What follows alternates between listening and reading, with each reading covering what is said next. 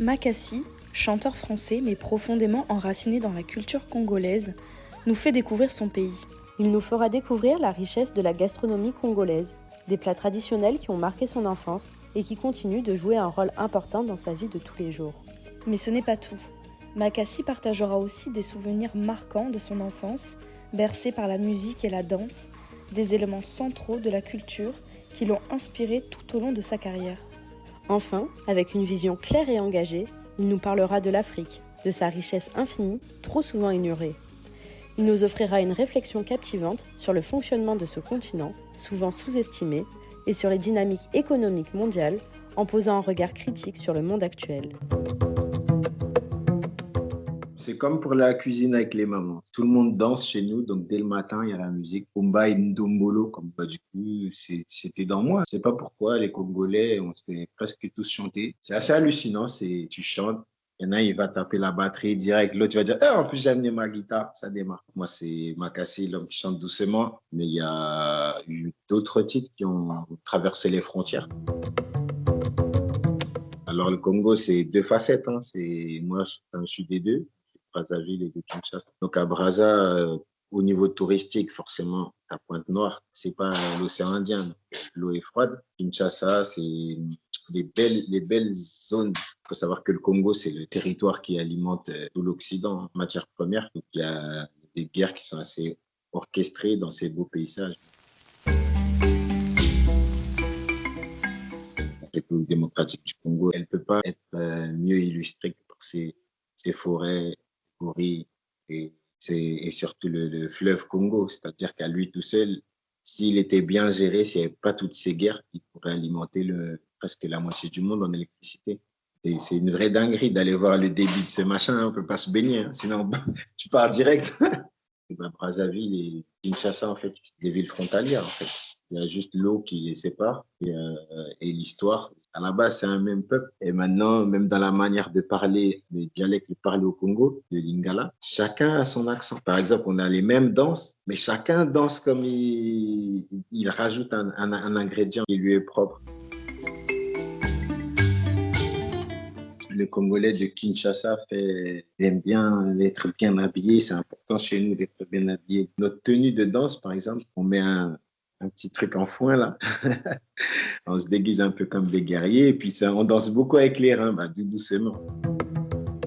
Le quinoa, comme on dit, il va avoir des petits des gestus. Comment je pourrais le dire? Parce qu'il faudrait que je parle en lingala. Pour une même phrase, genre Yomoko Yebi, le Brazzavillois va dire ça, Yomoko Yebi. Le Quinoa va dire Yomoko Yebi, tu sais, il va taper une phrase. Il y a plus une culture du business à Kinshasa qu'à Brazzaville, c'est plus une culture d'entraide. Kinshasa, c'est très occidental. On va dire qu'on y trouve des mendiants, alors qu'à Brazza, c'est plus rare de voir quelqu'un qui n'a pas mangé. Les portes sont ouvertes. Et puis, il faut savoir que là, encore culturellement, il y a une dualité culturelle qui est en train de s'installer.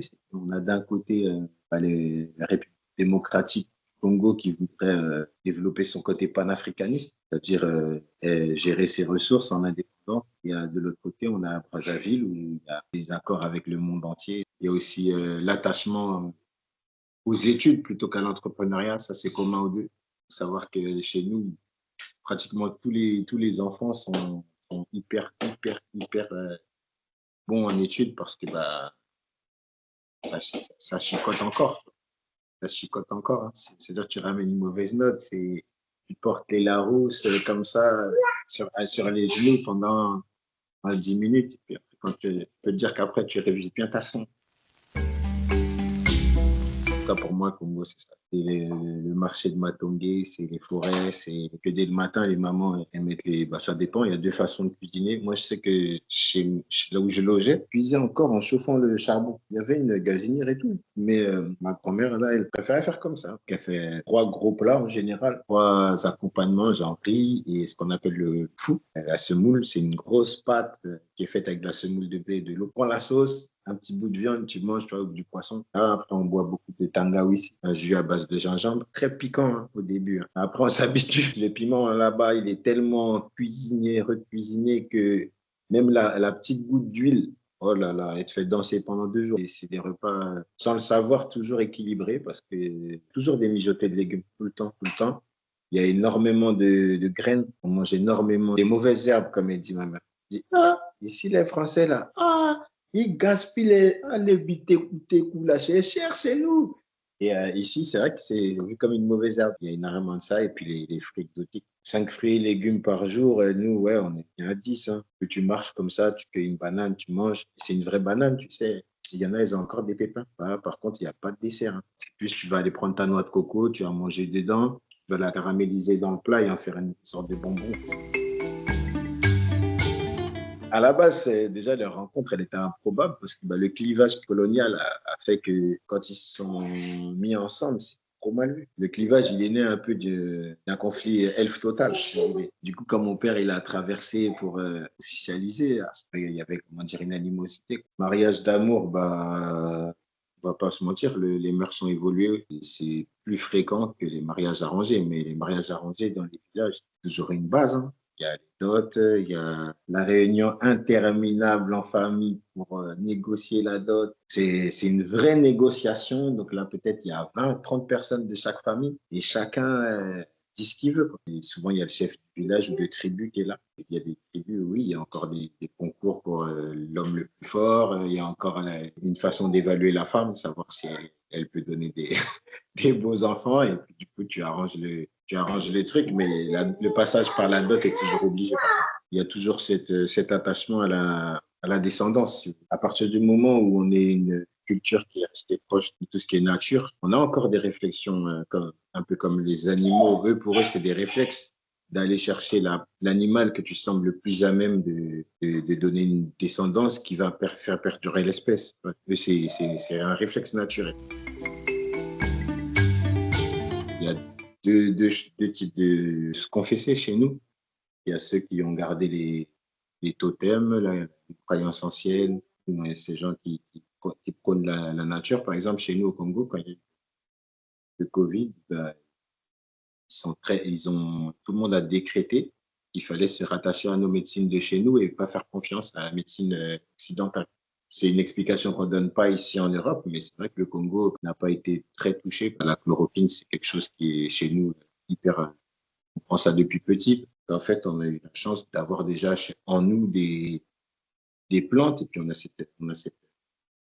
nos assiettes, nous, elles sont déjà pleines d'immunité. C'est-à-dire qu'il va y avoir des manioc, il va y avoir de la papaye, il va y avoir des bananes plantains, il va y avoir le sucre de canne qui est là, il va y avoir, il y en a qui mangent des insectes. En fait, c'est un mélange de vitamines qui fait qu'on est déjà c'est déjà chargé, quoi. Il y a les croyances là, les croyances attachées à tout ce qui est nature. Il y a beaucoup de musulmans et beaucoup de chrétiens. En fait, dès 5 heures du matin, ils louent Dieu, tu vois, ils sont là en train de chanter des chansons. Jésus, Jésus. Père, il a dit Jésus, il a dit quoi? Aide-toi et le ciel t'aidera. Dors, fais un bon sommeil. Ayez un bon sommeil, taisez-vous. Et puis, après, comme ça, putain, on avance. Putain. Il dit, ça se trouve, il en a marre de vous entendre depuis. Il avait pété un plomb, mon père. Il a dit, ça se trouve, c'est à cause de vous qu'il ne nous écoute pas. Il dit, tous les jours, vous êtes dans ses oreilles. Il n'en peut plus. Toutes les religions, vraiment, parce qu'en fait, c'est important, je pense, pour l'Africain, vu qu'il y a eu une découpe de nos territoires qui a été faite par les Occidentaux. L'Africain, il sait déjà que son voisin, ce n'était pas forcément son ethnie. Donc, le fait que, écoute, fais ce que tu veux, mon gars. On s'en fout en vrai. C'est pour ça qu'on vit encore avec les portes ouvertes. Moi, je sais que quand j'y étais, je regarde un match à la télé, la fenêtre, il y a plein de monde à la fenêtre, les gens sont là, ils commentent le match comme si non, Maradona a marqué. Oui. Ah, non, le gars est fort. Hein. Et après, il part, bon, allez, bonne soirée. En fait, par exemple, quand tu mets la musique, toi, tu es là, tu danses, il y a un gars aussi, il vient, allez, il danse ça. Et il dit, non, j'aime trop ce son, il démarre. Donc, oui, finalement, c'est facile comment dire, de savourer, de profiter de sa foi. Il y a pas de peur.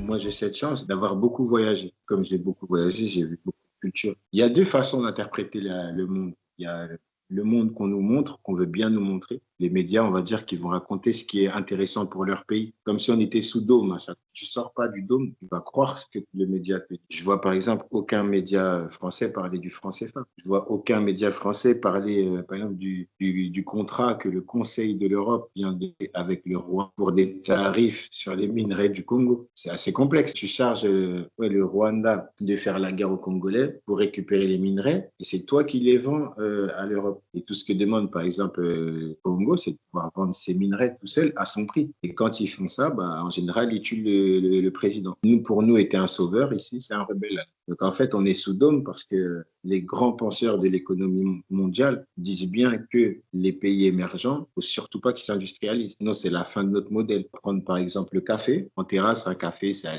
2 euros. Parce qu'aujourd'hui, l'Occident achète les graines. Mais là, par exemple, il y a le Burkina Faso qui a récupéré son pays. Ils ont une raffinerie, ils le manufacturent. Et maintenant, ils vendent à l'Occident le petit pot de café qu'on voit à Carrefour. Maintenant, il y a un coût de main-d'œuvre qui s'est ajouté. Donc, ce café-là, au départ du Burkina, il est déjà maintenant à 13 balles. C'est cette répercussion qu'ils veulent éviter. Donc, quand on dit que l'Afrique est pauvre, elle n'est pas pauvre, c'est qu'elle est sous tutelle.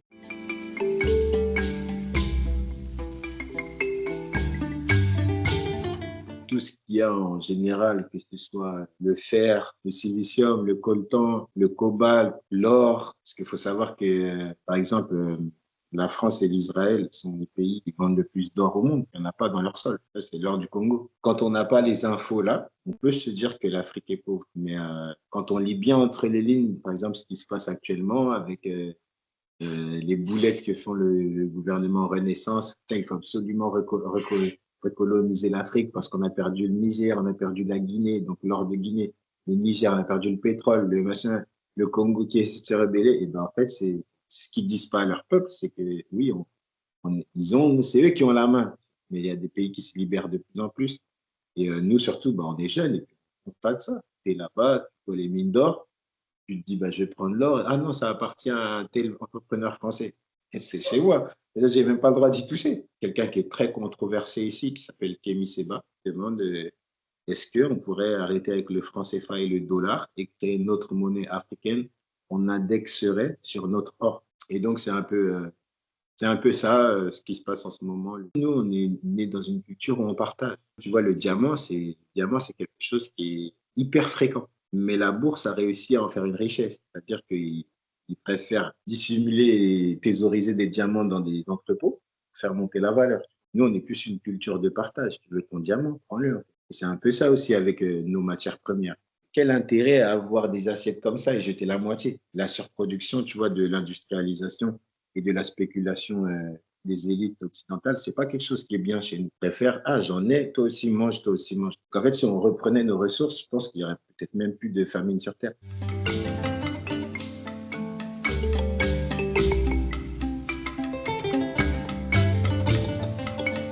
S'il y en a un qui arrive à s'en sortir, en général, dans la famille, ça va pour tout le monde, au moins dans son estomac. Maintenant, je ne te parle pas des villages. C'est toujours comme ça. Quand tu es près des villes, tu trouves un petit truc à manger. Au village, des fois, que le développement soit freiné volontairement, il y en a, ils sont encore obligés d'aller chercher l'eau. Il y en a, ils sont encore obligés de chasser. Et puis, il y en a qui choisissent ça, cette vie-là. Mais ça aurait dû faire longtemps que si les élites là, avaient lâché le contrôle du monde, ça fait longtemps que les humains, j'y crois dur comme fer, tous les humains, il y a tout ça sur la planète, mais on partage à chaque fois équitablement. Mais après, tu tues l'économie dite capitaliste. Et ça, c'est hors de question pour eux.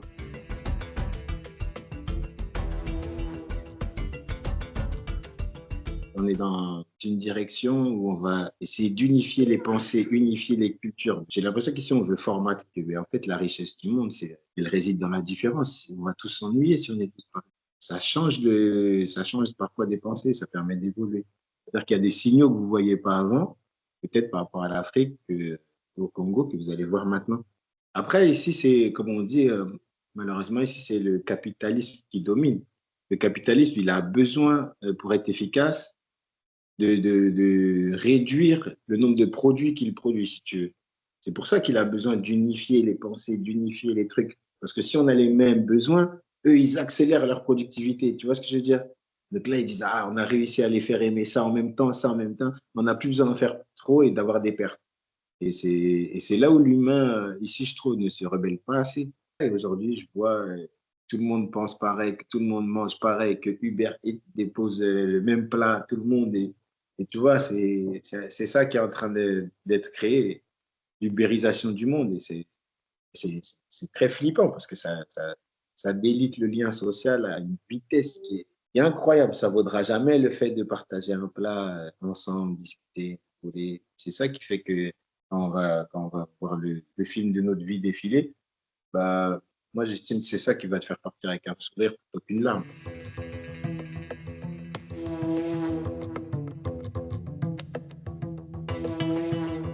En termes de valeur, pour l'instant, oui, parce que là, aujourd'hui, c'est de pire en pire. Aujourd'hui, on est des milliards sur Terre. Donc, c'est forcé que tu aies une opinion différente d'un autre.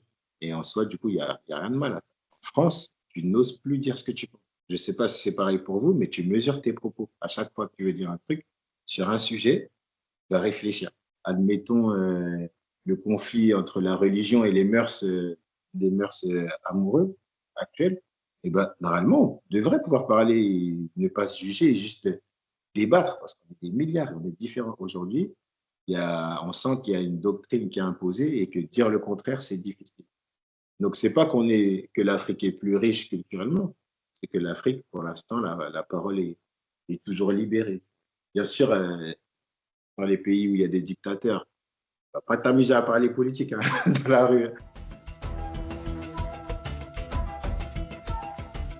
Je faisais pas encore de musique. Quand j'ai été après la guerre civile, il y avait encore des cadavres et je dormais dans une maison où il y avait les traces de rafales qui étaient encore sur le mur. Il y avait les cadavres qui flottaient. Il y avait ce qu'on appelle les éclopés de guerre. Donc tu te prends une claque dans tes dents et tout. Et malgré ça, la scène qui m'a le plus choqué, c'est que j'ai mis de la musique congolaise et puis je me suis mis à danser et tout le village est arrivé en courant alors qu'il y a, tu sais, on était dans le chaos, on est dans le chaos et tout le monde arrivait en courant et puis il tapait des mains, il disait ah, l'Européen, il sait danser, tcha, tcha, il sait danser parce que pour eux, ça y est, comme j'avais grandi là-bas, je savais pas danser comme les Congolais. Et là, j'ai dansé, je leur ai montré, j'étais content. Ça, c'est mon plus beau souvenir. Après, partout où j'allais, on me demandait de danser. Moi, ouais.